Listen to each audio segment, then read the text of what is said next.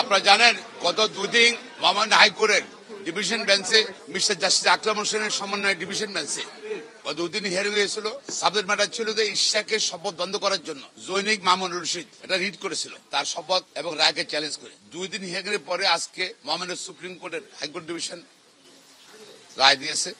সে রায় তাদের আবেদন রিট পিটিশনটা অর্থাৎ রিট পিটিশনটা সামারিলি খারিজ করে দিয়েছে এবং আদেশে মহামান্য হাইকোর্ট ডিভিশন বলেছে এই মামলাটা এসেছে ট্রাইব্যুনাল থেকে, কেউ যদি ক্ষতিগ্রস্ত হয়ে থাকে, যদি আপিলের ট্রাইব্যুনাল আছে সেখানে যেতে পারে এবং ওইটা চ্যালেঞ্জ কেউ করেনি। আর আইন অনুযায়ী নির্বাচন কমিশন শপথ নিয়েছে এবং আইন উল্লেখ করেছে, নির্বাচন গ্যাজেট করেছে, গ্যাজেট 30 শপথ হবে ল।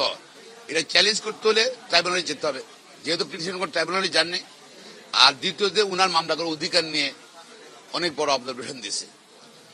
জনস্বার্থে যে করলে মামলা করতে পারে, তবে সে মামলার ধরন ভিন্ন। পরিবেশ নিয়ে মামলা করে, মানবাধিকার নিয়ে মামলা করতে পারে, মৌলিক অধিকার নিয়ে মামলা করতে পারে, জনস্বার্থের মামলা। এখানে জনস্বার্থের কিছু নাই এবং উনি দেখাতে পারেন না যে উনি সমাজসেবা করেন, সমাজ সেবক হিসেবে বা ঢাকা সিটি কর্পোরেশনের ভোটার হিসাবে যে উনার কোন ক্ষতিগ্রস্ত হয়েছে, ক্ষতিগ্রস্ত ব্যক্তি হিসেবে নিজেকে উনি কিন্তু প্রমাণ করতে পারেননি আদালত। এবং আদালত আরো বড় অবজারভেশন দিয়েই মামলাটা খারিজ করে দিয়েছে। ফলে ইশাকের শপথ নেওয়ার আর কোনো বাধা রইল না। আগামী 26 তারিখের মধ্যে শপথ দিতে হবে। শপথ যদি না দেওয়া হয়, যেহেতু ট্রাইব্যুনাল একটি আদালত, হাই কোর্ট অব দ্য কান্ট্রিতে চেষ্টা করছিল একটা মহল শপথকে বন্ধ করার জন্য, সেটা ব্যর্থ হয়েছে। আর যদি শপথ না দেওয়া হয়, সেটা আদালত অবমাননা হবে। যারা সংশ্লিষ্ট, যাদের নলেজ আছে, মন্ত্রণালয় সম্পর্কিত সবাই আদালত অবমাননা হবে। এবং আমরা কিন্তু আইনজীবীরা এর মধ্যে আলোচনা করে নিচ্ছি, নেক্সট স্টেপ কিন্তু কন্টেম্পট অফ কোর্ট হবে। আমরা আশা করছি সরকার আইনের শাসনে বিশ্বাস করবে, রায়ের প্রতি আস্থা রাখবে, ট্রাইব্যুনাল এবং হাইকোর্ট ডিভিশনের আজকের রায়ের প্রতি আস্থা রেখে আগামী 24 ঘন্টার ভিতর তার শপথের ব্যবস্থা গ্রহণ করবেন।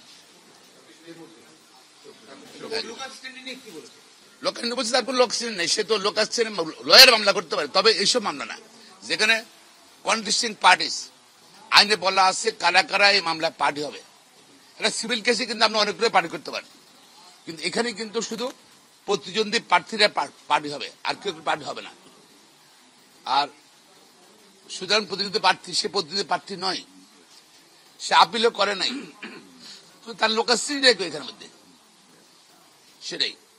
আর নির্বাচন কমিশনের ভূমিকা সম্বন্ধে নির্বাচন কমিশন কিন্তু কিছু করণীয় নাই।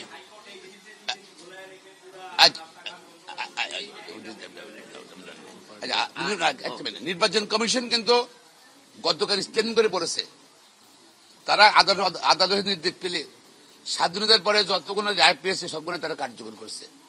ইলেকশন কমিশন তো পার্টি না, এখানে মানে প্রতিদ্বন্দ্বী না, এর জন্য তারা কন্টেস্ট করে না। গতকাল পর দেখেছে কোন আইনি জটিলতা নেই, না দেওয়াটা বরঞ্চ আদালত অবমাননা হবে।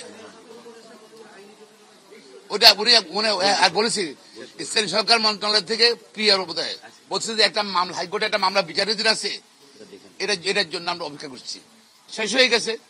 সুতরাং তার আর কোনো জটিলতা নেই, কোনো কিছু নেই, মানবে বাধা নেই, আশা করি ইনশাল্লাহ। না, এইটা আসলে দেখুন, আমরা প্রথমে যেটা বলি যে in the name of PIL, অর্থাৎ পিআইএল এর নামে এটা private or party interest litigation, it's not PIL, not public interest litigation, it is either private or party interest litigation. So party interest, political interest litigation. তো এটার মিনিংটা নিশ্চয়ই আপনারা বুঝতে পারছেন।